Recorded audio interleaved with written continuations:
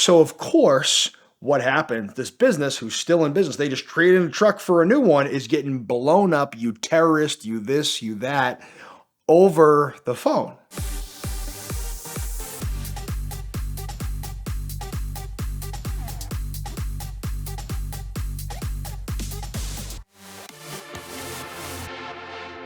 My family had a Ford dealership for about 80 years. And in the early 2000s, late 90s, diesel trucks, whether it be F Series or Silverados, or it didn't really matter what it was, but if it was a diesel, it was high mileage, it was getting sent to the Middle East. God knows where, but it got sent to the Middle East. We had this wholesaler. Now, if you're not in the car business, one of the things that you may not realize is there's a number of vehicles that we're just not interested in reselling for whatever reason. Some of these 150, 200,000 mile trucks we can't warranty. So if maybe there's frame rot or body rot or there's an engine problem or a transmission problem, like we have to have an outlet for that because it does not do well for us as a dealer to resell that car to a retail consumer and have an issue with their family in the vehicle or have an issue on the road where something fails mechanically, so on and so forth. So a wholesaler could be a guy that just buys all of the junk, fixes it up, and then resells it overseas, resells it on a less expensive lot. And some wholesalers actually buy really nice cars. And they will buy them, from private parties, sell them to dealers. Sometimes they'll buy a bunch of cars from one dealer and spread it out over a bunch of other dealers. There's lots of reasons for wholesalers. Sometimes wholesalers will buy your aged inventory because you've had it for too long, you haven't sold it. They buy it, they send it across the country. Another dealer takes a chance with it. But the big thing for most dealers with a wholesaler is a car that you're not willing to sell at a retail establishment, whether it's a Ford dealer or a Honda dealer or whatever. But the pre-owned lot, down a couple states away will buy that car, do new brakes, do new tires for a lot less money and sell it to someone that's just looking for, cheap transportation. But in this case, this was a wholesaler that they basically bought cars and shipped them overseas because diesel trucks overseas, for whatever reason at that time, were at a premium. And because those things, whether the body was rotting out from them, the engine would just run forever. And whether the bed was falling off it or the radio didn't work or the AC didn't work, it didn't matter. But back in the 90s and early 2000s, most dealerships had a wholesaler. Now there's not as many independent single point dealerships. It's usually part of a larger conglomerate. So they send all their cars to a Manheim or an Odessa, whatever. Well, we were a relatively small Ford dealership outside of Boston. We had this guy, his nickname was Green Jeans. The guy wore the same green jeans every single time he came in. They're like a Levi's green jeans. He had long hair, kind of like a going bald in the front, but longer hair in the back, really greasy. Exactly what you would think of a rural kind of old school wholesaler. So this guy would come in and it didn't matter. You could say it was $5 grand, $6 grand, $10 grand, didn't matter, bought every truck.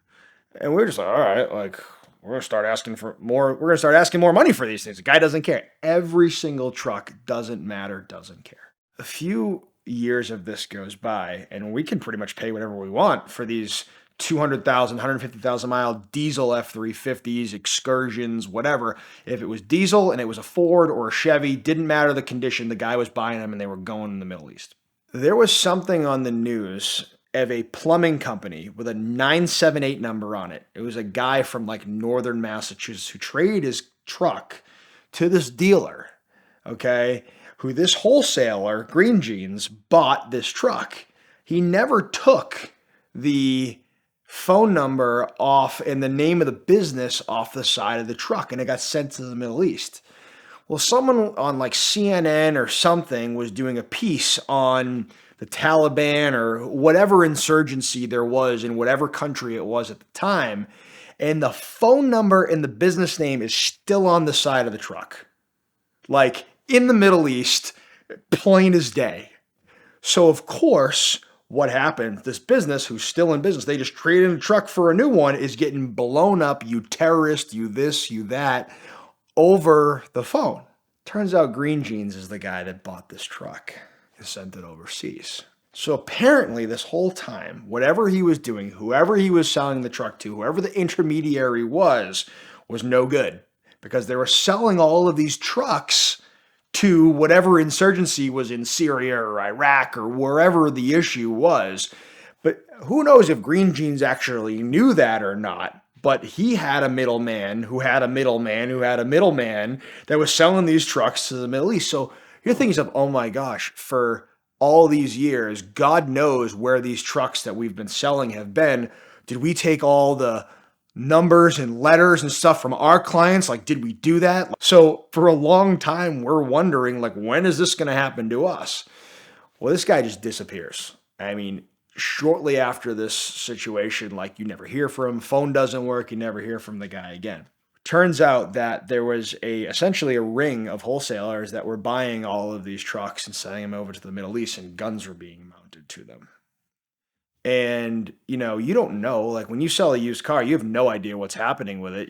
It could happen to the auction, it could happen anywhere. But the dealership that this truck was originally sold to, or traded in on, and then sold to Green Jeans, had to pay a multi-million-dollar defamation lawsuit because they never took it off the side of the truck. And this business was essentially like mom and pop trade, was put out of business. And their name was just essentially desecrated because it was all over some CNN newscast of the truck with the name of the company plastered along the side of it and the phone number, being used by the Taliban or whatever insurgency it was.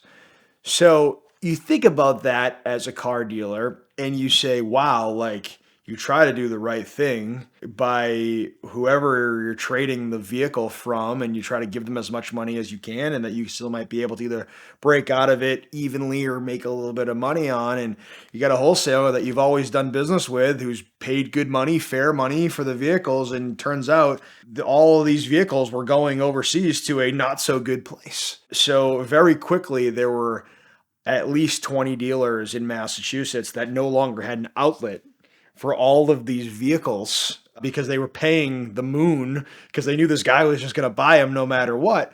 And he always said the cars were going overseas. The cars were going overseas. And overseas meant Russia, Africa. It didn't really matter. I mean, they were just going overseas. And what happened with them, we'd make jokes about what would happen with them. But it turns out that, they were being used for nefarious purposes. Buying a used car, especially sight unseen, can be a very scary process, and you should never do that without getting the car inspected first. And the best and easiest way to have that done is using the Lemon Squad. They are an amazing resource that can almost immediately inspect a car for you anywhere in the country. They have no hidden fees, they're the largest company in the industry, and they have the fastest response times in the industry. So check them out now at the link in the description below. You can use the code VinWiki for a 10% discount. It is the best way not only to find out if you're being scammed, find out if the car is a piece of garbage, and to make sure that you're buying exactly the car that you're looking for. So next time you buy a car, make sure to use the Lemon Squad.